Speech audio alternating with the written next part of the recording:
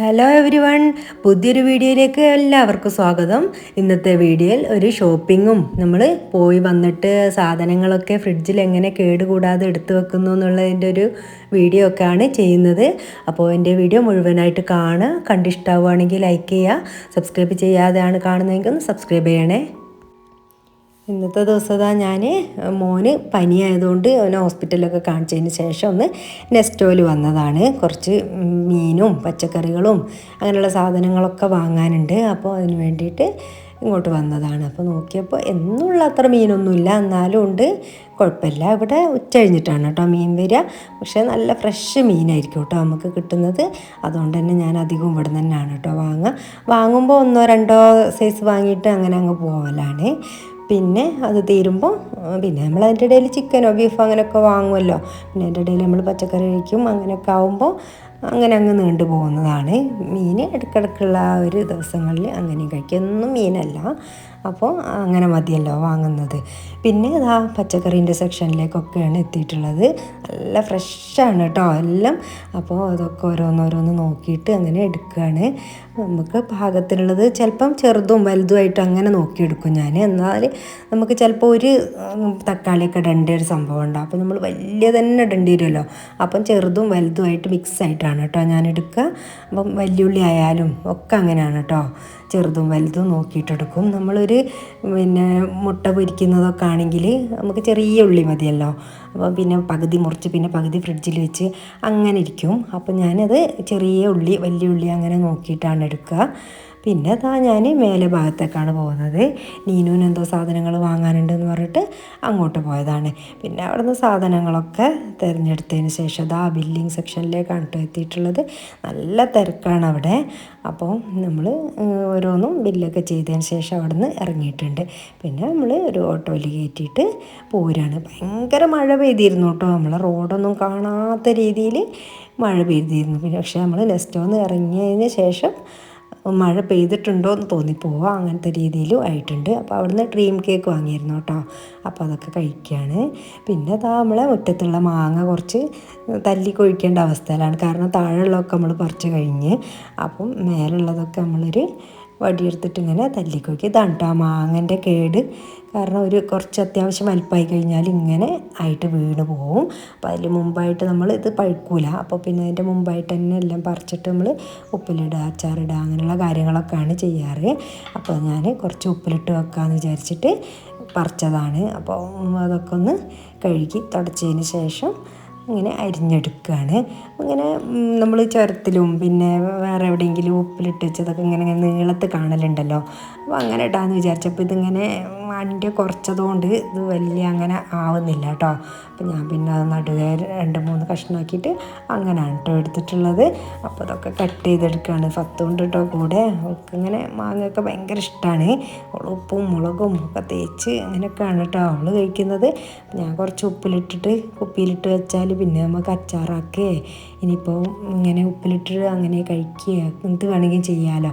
അപ്പോൾ നമുക്ക് മാങ്ങക്കാലം ഉണ്ടാവുമ്പോഴാണല്ലോ ഇങ്ങനെയൊക്കെ പറ്റുക. അല്ലാത്ത സമയത്ത് നമുക്ക് അങ്ങനെ കിട്ടൂലല്ലോ മാങ്ങയൊന്നും. നമ്മൾ വില കൊടുത്ത് അങ്ങനെ വാങ്ങുമ്പോൾ നമുക്ക് ഭയങ്കര ഒരു നഷ്ടം തോന്നുമല്ലോ. നമ്മുടെ മുറ്റത്ത് തന്നെയുള്ള കാര്യങ്ങളാണല്ലോ. അപ്പോൾ അതുപോലൊക്കെ ഒന്ന് ചെയ്തു വെക്കുകയാണ്. ഞാൻ മാങ്ങ ഉപ്പിലിടുന്ന രീതി ഇതാണ്. ആദ്യം കുറച്ച് കല്ലുപ്പിട്ടിട്ടുണ്ട്, പിന്നെ കുറച്ച് പൊടിയുപ്പും കൂടി ചേർത്ത് കൊടുത്തിട്ടുണ്ട്. പിന്നെ അതിലേക്ക് വിനാഗിരി ഒഴിച്ചു കൊടുക്കും. അപ്പോൾ പിന്നെ ഉപ്പൊക്കെ എല്ലാ സ്ഥലത്തേക്കും എത്തുകയും ചെയ്യും. പിന്നെ കുറച്ച് തിളപ്പിച്ചാറിയ വെള്ളം ഒഴിച്ചിട്ട് അവിടെ വെക്കും കേട്ടോ. കുറേ നാൾ കേടുകൂടാതെ അങ്ങനെ നമുക്ക് സൂക്ഷിക്കാൻ പറ്റും. അപ്പോൾ അതങ്ങനെയാണ് കേട്ടോ ഞാൻ ഉപ്പിലിടുന്നത്. പിന്നെ നമ്മൾ ഉപ്പിലിട്ടതൊക്കെ ഇവിടെ റെഡിയായി കിട്ടിയിട്ടുണ്ട്. ഇപ്പം ഇങ്ങനെ ഒരു കുപ്പി ഇട്ട് വെച്ചിട്ടുള്ളൂ. പിന്നെ ഇനി കുറച്ച് അച്ചാറും ഇട്ട് വെക്കാമെന്ന് വിചാരിച്ചിട്ട് അങ്ങനെ കുറച്ച് മാങ്ങ അവിടെ വെച്ചിട്ടുണ്ട്. പിന്നെ നമ്മൾ വാങ്ങിയിട്ടുള്ള സാധനങ്ങളൊക്കെ ഒന്ന് എടുത്ത് വെക്കുകയാണ്.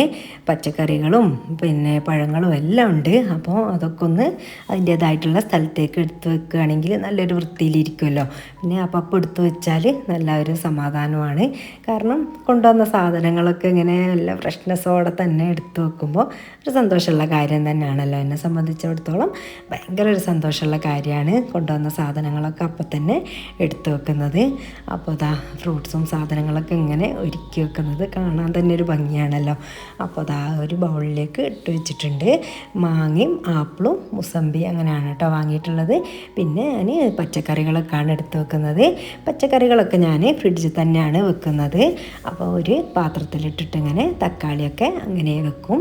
നമുക്ക് ഈ തക്കാളി തീരുന്നത് വരെ ഒന്നും ആവില്ല കേട്ടോ. ഒരു തക്കാളി പോലും ചീഞ്ഞ് പോവുക അങ്ങനെയുള്ള കാര്യങ്ങളൊന്നും ഉണ്ടാവില്ല. അപ്പോൾ ഇങ്ങനൊരു കണ്ടെയ്നറിൽ ആക്കി അടച്ച് വെച്ചാൽ മതി. ഇതിന് പിന്നെ ഞാൻ പേപ്പർ ഇടുക, ടിഷ്യൂ വെക്കുക അങ്ങനെയൊന്നും ചെയ്യാറില്ല. പിന്നെ നമ്മൾ പച്ചമുളകൊക്കെ ഇങ്ങനെയാണ് കേട്ടോ ചെയ്യുന്നത്.